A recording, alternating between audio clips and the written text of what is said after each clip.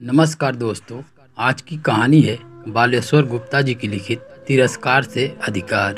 माधवी कुछ तो लिहाज किया करो, वो माँ है, माँ, मेरी माँ। उनसे ऐसा उपेक्षित व्यवहार, माधवी उनके दिल पर क्या बीतती होगी। पाप कर रही हो, पाप। ठीक है, मैं पाप कर रही हूँ तो आप पुण्य कमाओ, मैं कौन सा रोक रही हूँ। तुम्हारी माँ है तो जाओ, उनकी आंचल में बैठो, धीरे से तो बोल ही सकती हो। माँ ने सुन लिया तो क्या सोचेगी, वो जाने।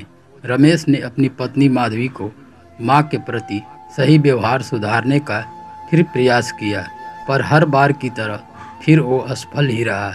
बात आगे बढ़ाने का मतलब रमेश खूब समझ रहा था।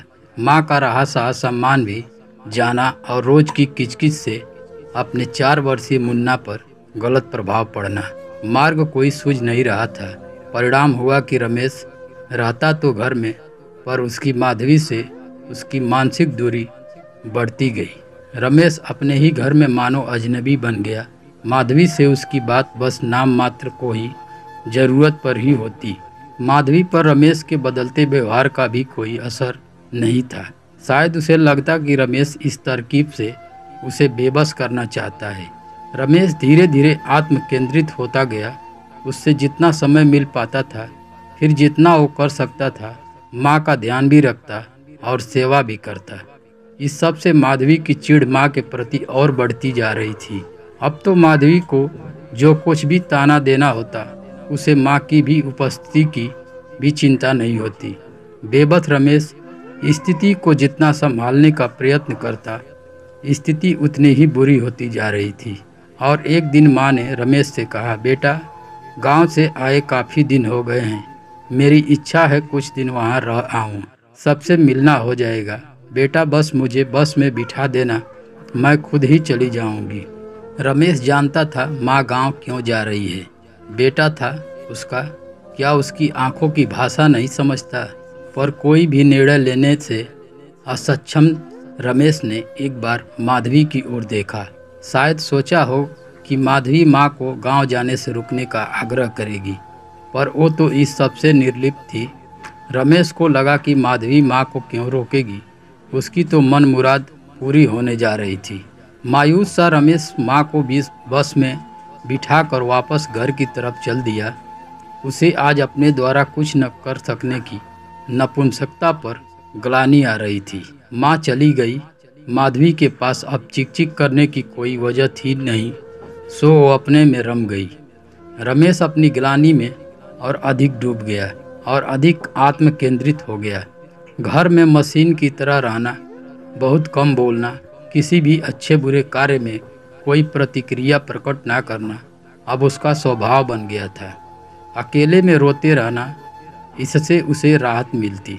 रमेश के इस परिवर्तन से अब माधवी को झटका लगा। वो रमेश से उसकी परेशानी पूछती, पर रमेश चुप ही रहता। आखिर वो ही हुआ जिसका डर था। रमेश अवसाद में चला गया। बदहवास सी माधवी रमेश को ले डॉक्टर के पास गई। डॉक्टर ने बता दिया कि कोई गहरा सदमा रमेश को लगा है।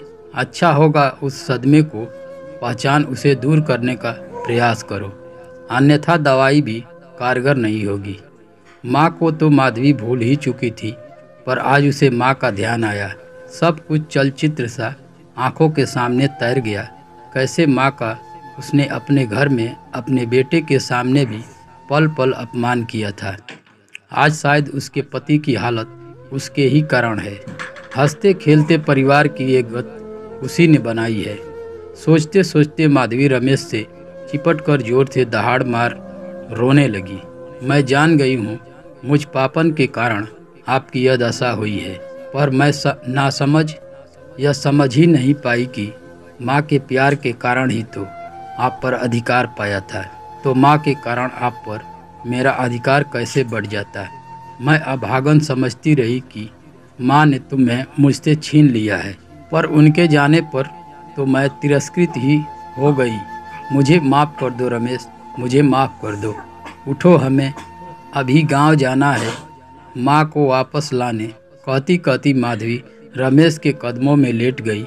अनायास ही रमेश का हाथ माधवी के सिर पर आ गया। तो दोस्तों, इस कहानी से आपको क्या शिक्षा मिली कमेंट में ज़रूर बताएं। मिलते हैं नेक्स्ट वीडियो में, तब तक के लिए धन्यवाद।